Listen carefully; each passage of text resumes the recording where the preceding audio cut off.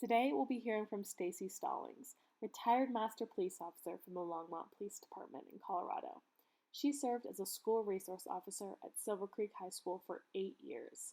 There, she developed a student restorative justice team and implemented restorative justice at Silver Creek High School.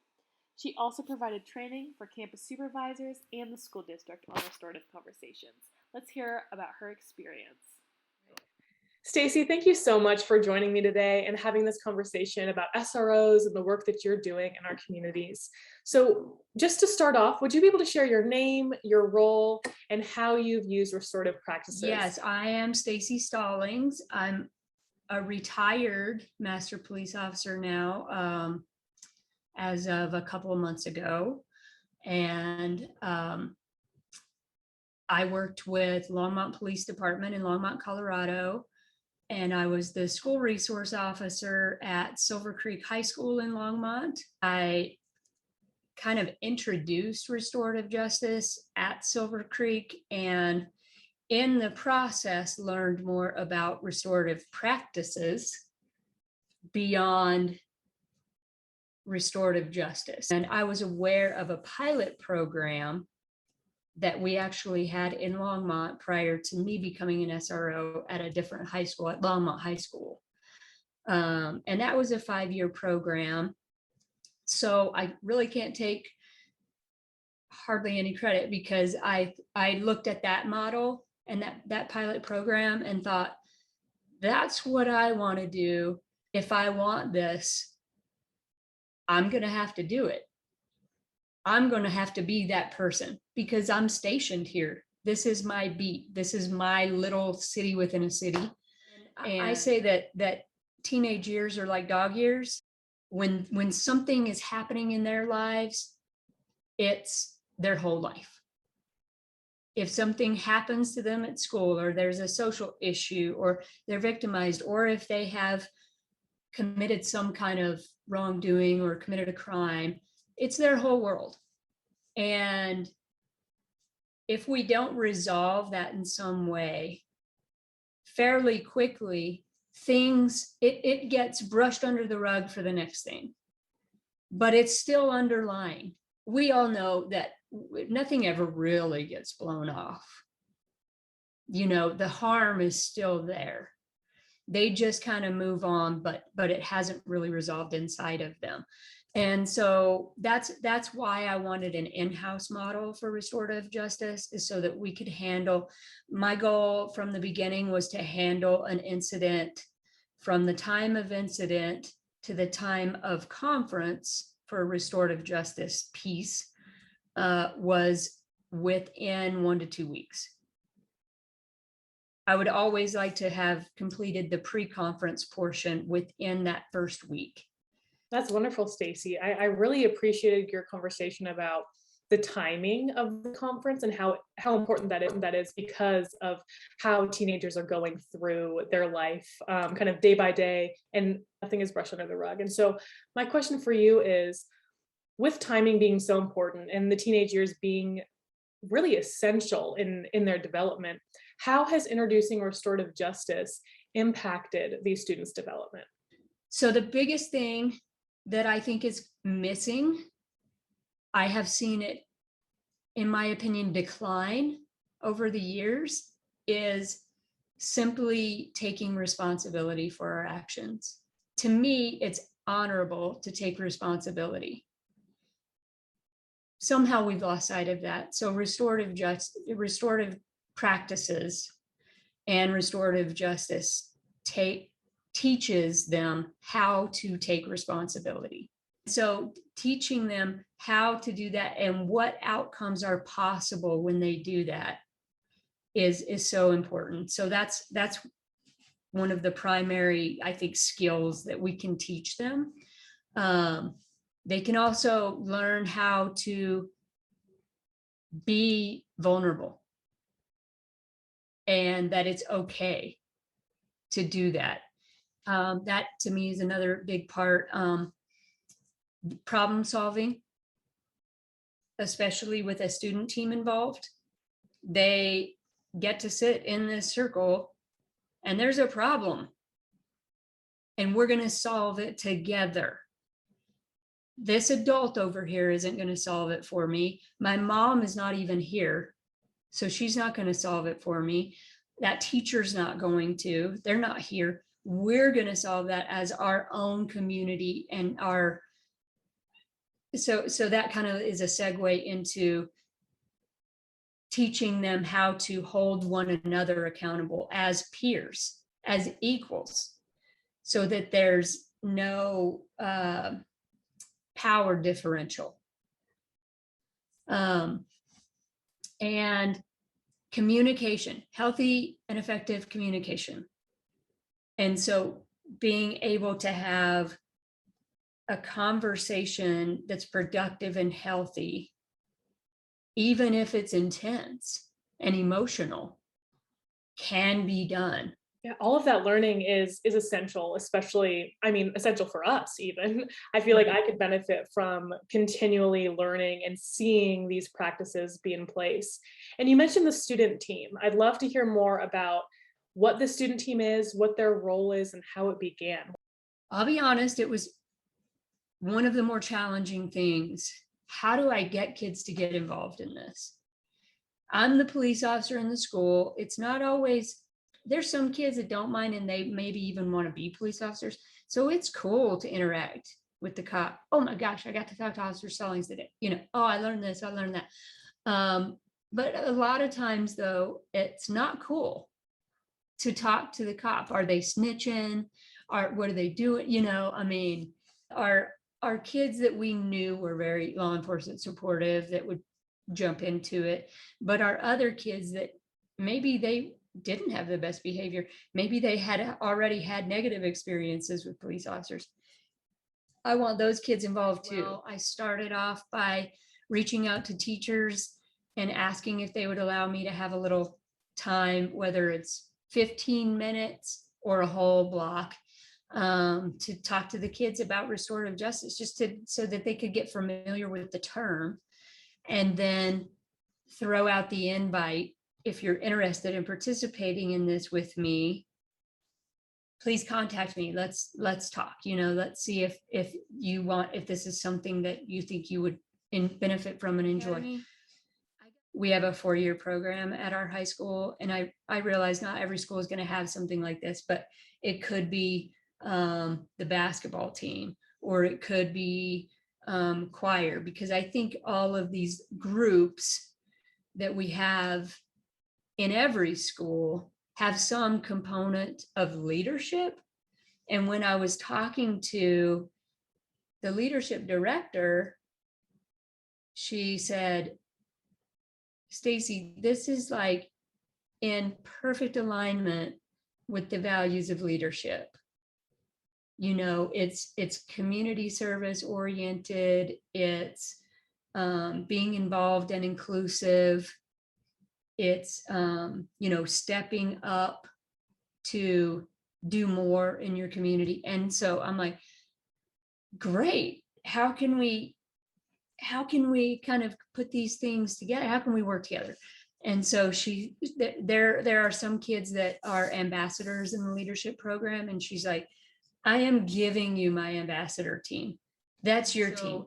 Every year since then, I've had a student that has volunteered to take restorative justice as their capstone. And then how that's beneficial is now they're recruiting, and it's part of their job kind of in the leadership academy to recruit underclassmen. And then the idea is we have peers from all the grades involved in the team, and that they have then progressive training and knowledge about restorative practices as they continue through their high school career, and ultimately will take it as their capstone as well. You kind of just have to find a group or a club that might align with some of the values of restorative justice. It might be like a government class or something like that, that they can take on that stuff. And so the team themselves, we would meet regularly. We would try to meet twice a month. Sometimes when things got really busy for students, like for all their extracurriculars and things, not all of them can make it all the time, which is fine. And during those meetings, we would always go over some training on like active listening skills and empathy and having respectful and restorative conversation, like a different style, using I statements, things like that. So we would have a little training and we would have some team building and then probably some pizza. And and that was, again, just another opportunity for me to build relationships and trust with these kids. And so that's kind of what we would do in between. So really the part of the team's, I guess, biggest active role is they are the community members in the conferences.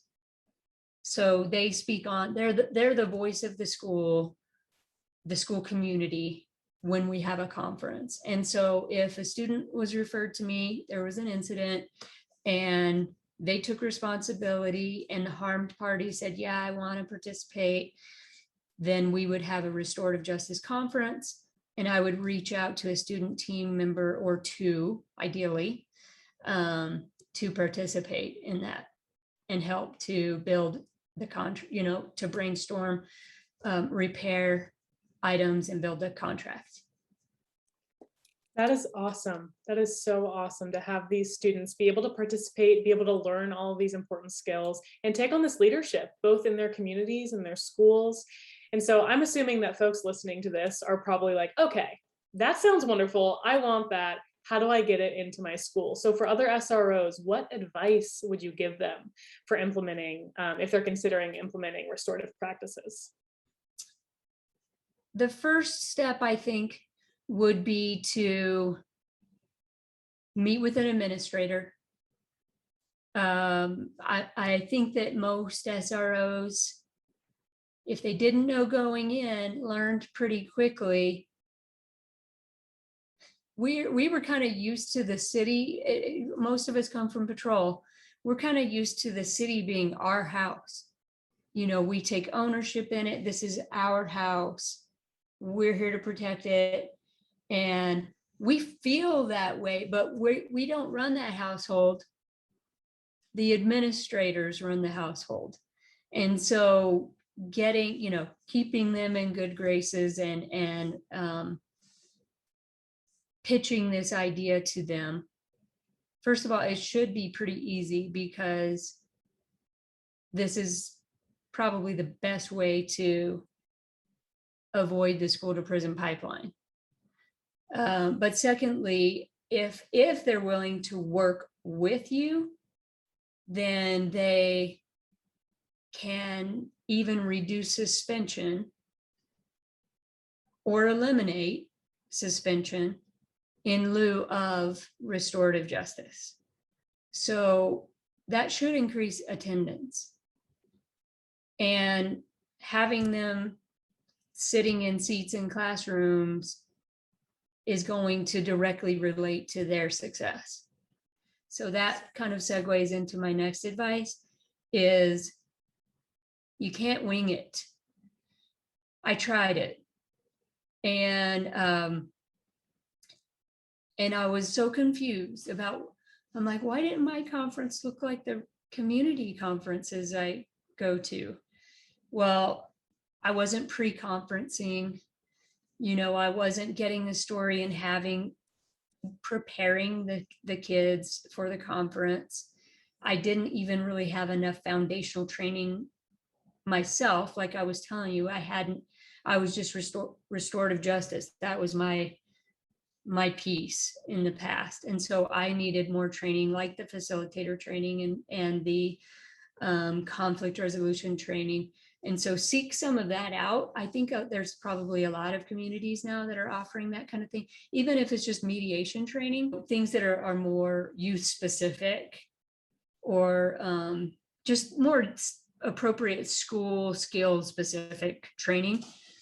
So they should be able to find something like that, is what I'm trying to get at. And so that they can, because they're going to be the ones that are leading this. And if they don't really understand it themselves, it probably won't be successful. And you're going to end up kind of irritated with restorative justice and thinking, no, it doesn't work. I've seen that with my fellow SROs, because everybody loves it because we sit, casually in conferences and all of the other work has been done and it looks easy. And really there's a lot of steps involved before we get to that stage. And if you skip them, it's not as effective. So it could potentially feel like a waste of time. So that would be my other piece of advice. As I mentioned earlier, it would be to be patient. It took me a while to understand that. And now I do. And now I really recognize the importance of doing that. And so that would be my other piece of advice is it's a marathon, not a sprint. Just accept it from the beginning, because you won't give up on it, because I almost gave up on it numerous times throughout this process. And so just learning to let culture change happen by introducing some of the other restorative practices in the school in cooperation with, this is another example of a piece of implementation, was the administrator that wanted to be involved also created a lot of the professional development on our late start days for staff and asked me to come in and teach them restorative conversations and connection circles. And so then they could start doing that legwork in the classrooms, because I wasn't always in the classroom. I was rarely in the classroom unless I had been invited to teach a class. They're in there with them every day, so they can start implementing some of these practices to develop this culture change. Oh, one other thing about that is don't be intimidated by it, because when I was initially introduced, or if you go online and Google how to implement restorative justice, I'm pretty sure it was a school district in Oakland that has a PDF manual online available. There's a lot of them, but I was like, oh, that I know they're like the leaders in this. And I pulled it up and it's like, I don't know, 200 pages. It's long and it talks about multi-tier systems of support and all of this stuff that as a police officer, that's not my language. That's Greek. And I'm like, I don't know that. I don't know what MTSS even is. It doesn't apply to me, so I kind of got frustrated by that. And I'm like, okay, this is out of my league. Now I understand why the pilot program had a full-time in-house staff member doing this. But I learned that I can still do it without knowing that language and without having a master's degree in education or without having some kind of formal training in program development. It's just, like I said, I just had to be really patient. So that's what I would recommend. And also reaching out to other people who have done it, like myself. I love that you said that, because even though maybe there isn't that specific manual for the work that you're doing, this video and you as a resource and the work that you've done really serves as that manual for folks who are starting these processes and implementing these in their schools. So thank you so much for being in this space with me and sharing some of the wonderful work that you're doing. I am so excited to hear about how your work continues and how your students are continually impacted, and how they impact their own communities. It's amazing. So thank you so much, Staci, for being in this space with me today. Thank you for having me.